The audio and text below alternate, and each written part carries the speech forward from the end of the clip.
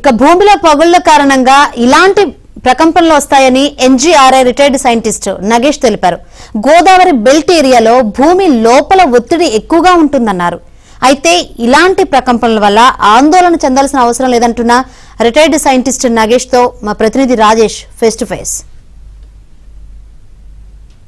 భూమి కంపించినట్లు వార్తలు వస్తున్నాయి. ఈ నేపథ్యంలో రాష్ట్ర వ్యాప్తంగా ఉన్నటువంటి పలు జిల్లాలోని ప్రజలు ఒకసారిగా భయభ్రాంతులకు గురయ్యారు. ఎప్పుడూ లేనిది కొత్తగా తెలంగాణలో భూకంపం రావడం ఏంటో అంటూ కూడా ఆందోళన వ్యక్తం చేస్తున్నారు. అయితే దీనిపై మనతో మాట్లాడడానికి ఎన్జీఆర్ఐ విశ్రాంత సైంటిస్ట్ నగేష్ గారు మనతో పాటు ఉన్నారు. సార్ చెప్పండి, తెలంగాణలోని పలు జిల్లాల్లో స్వల్పంగా భూమి కంపించినట్లు కూడా ఇవాళ ఉదయం నుంచి 7:30 నుంచి కూడా వార్తలు వస్తున్నాయి. దీన్ని ఎట్లా చూడవచ్చు, ఎంతవరకు సాధ్యం, గతంలో ఇలాంటి పరిణామాలు ఏమైనా సంభవించాయా? మనకి ఇవాళ పొద్దున 7:27 ఏదైతే భూకంపం సంభవించిందో నేషనల్ సెంటర్ ఫర్ సైస్మాలజీ ఢిల్లీ వారు దాని మ్యాగ్నిట్యూడ్ 5.3గా ఎస్టిమేట్ చేశారు.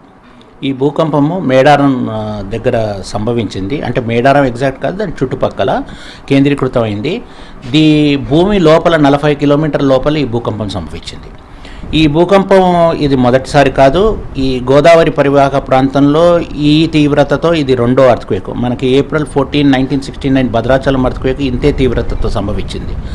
ఇలాంటి భూకంపాలు సంభవించినప్పుడు మనము భయాందోళన పడే అవసరం లేదు. ఎందుకంటే ఇది జనసంచారం లేని చోట భూకంపాలు సంభవిస్తున్నాయి.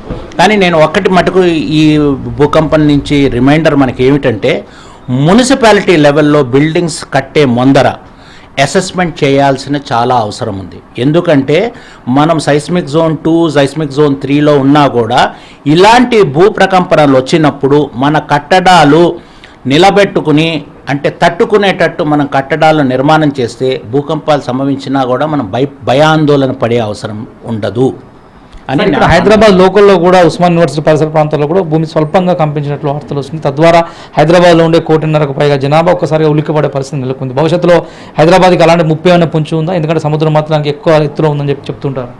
భూకంపం ఇవాళ ఏదైతే ప్రకంపనాలు వాళ్ళు ఫీల్ అయ్యారో అది ఎప్పుడైతే భూమి లోపల ఈ భూకంపం సంభవిస్తుందో, తరంగాలు ఉత్పన్నమైన తర్వాత భూమి వెలుపల నుంచి ఎప్పుడైతే అవి ప్రవహిస్తూ ఉంటాయో అలాంటప్పుడు మనం ఈ ప్రకంపనాలు మనం ఫీల్ అవుతూ ఉంటాం.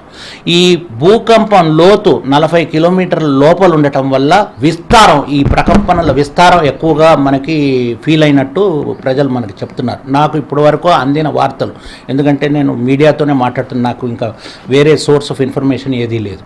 సో నేను అనేది ఏమిటంటే, ఇలాంటి భూకంపాలు సంభవించినప్పుడు మనకి ఇది అధ్యయనం ఏం చేయాల్సి వస్తుందంటే, కట్టడాలు నిర్మాణం మనం ఏదైతే చేస్తున్నామో ప్రకంపనలు తట్టుకునేటట్టు మనం డిజైన్ చేయాలండి బిల్డింగ్స్. సార్, జనసంచారంలో ఏం చోట మాత్రమే ఇప్పుడు ప్రస్తుతం భూకంపం వచ్చినట్లు మీరు చెప్తున్నారు కదా. ఒకవేళ అటువంటిది జనం ఉన్నటువంటి చోట వస్తే కనుక దాని నష్టాన్ని అంచనా వేయడం చాలా ఇబ్బందికర పరిస్థితి. ఎందుకంటే అక్కడే రావడానికి గల రీజన్ ఏంది? భవిష్యత్తులో ఇక్కడ ఏమైనా అటువంటి ప్రమాదం కొంచెం ఉందా? మనకి భూకంపాలు రావటానికి ఫస్ట్ భూ పొరలలో ఫాల్ట్స్ అనేవి ఉండాలి.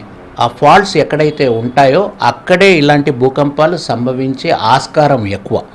అంటే ఫాల్ట్ ఉన్న ప్రతి చోట ఏదైతే ఇలాంటి పగుళ్ళు ఉంటాయో అక్కడ భూకంపం రావాలని లేదు.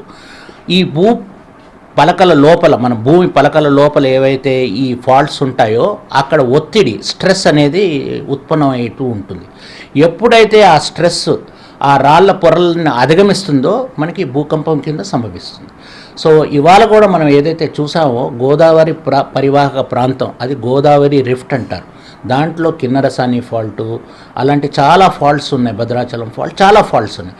అలాంటి ఒక ఫాల్ట్లో ఈ భూకంపం కేంద్రీకృతమైంది. సో మనకి భూకంపాలు సంభవించడానికి ఇలాంటి ఫాల్ట్స్ చాలా అవసరం. సో ఇక్కడ హైదరాబాద్కి ఆ ప్రమాదం ఉందా? అంటే మీ ద్వారా హైదరాబాద్ ప్రజలకి కానీ ఇక్కడ ఉన్నటువంటి చాలామంది జనాలకి కానీ వాళ్ళకి ఒక భయం అనేది ఉంటుంది కదా. సో దేని గురించి భయపడతారు? హైదరాబాద్లో ఇలాంటి భూకంపం వస్తే ఏమీ చూడదు. సైస్మిక్ జోన్ 2 హైదరాబాద్ కేటగరైజ్ అయ్యింది. దాని అనుగుణంగా మనం నిర్మాణాలు నిర్మించుకోవాలి. దాని అనుగుణంగా నిర్మించకపోతే ఏమవుతుందో మనకి ఏమి చెప్పలేం. సో నేను చెప్పేదంటే, అందుకే నేను ఒక పెద్ద స్టేట్మెంట్ చేశాను.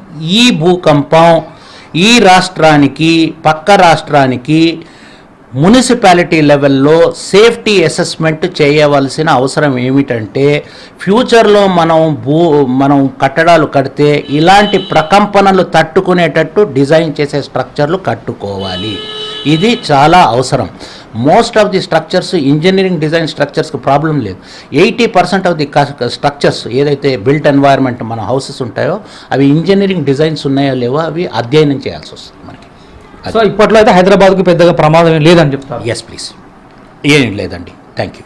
రైట్, మొత్తానికి ఇది ప్రస్తుతం అయితే గోదావరి లిఫ్ట్ ఏరియాలలో మాత్రమే ప్రస్తుతం ఇది జనసంచారం లేని చోట సంభవించినటువంటి భూకంపం. భూమి పొరల్లో పగుళ్ల కారణంగా ఇలాంటి భూకంపాలు సంభవిస్తాయి. భూమి లోపల 40 కిలోమీటర్ల మేరకు ఈ భూమి కంపించడం వల్ల దాని ఇన్ఫాక్ట్ అంతా కూడా మిగతా జిల్లాలకు ఉంటుంది. ఇక్కడ గ్రేటర్ హైదరాబాద్ లాంటి అతిపెద్ద మెట్రోపాలిటన్ సిటీల్లో కన్స్ట్రక్షన్ చేసేటువంటి అంతర్జాతీయ స్థాయి హంగులతో కూడినటువంటి బిల్డింగ్లను కన్స్ట్రక్షన్ చేసేటువంటి మున్సిపాలిటీలలో ప్రికాషన్స్ తీసుకున్న తర్వాతనే కన్స్ట్రక్షన్ చేయాల్సింది తప్పితే భవిష్యత్తులో ఇలాంటి వైపరీత్యాలు కనుక హైదరాబాద్కి ఎదురైతే దాని నష్టాన్ని అంచనా వేయడం చాలా కష్టం అని చెప్పేసి విశ్రాంత ఐఏఎస్ నాగేష్ గారు చెప్తున్నారు. Vote studio.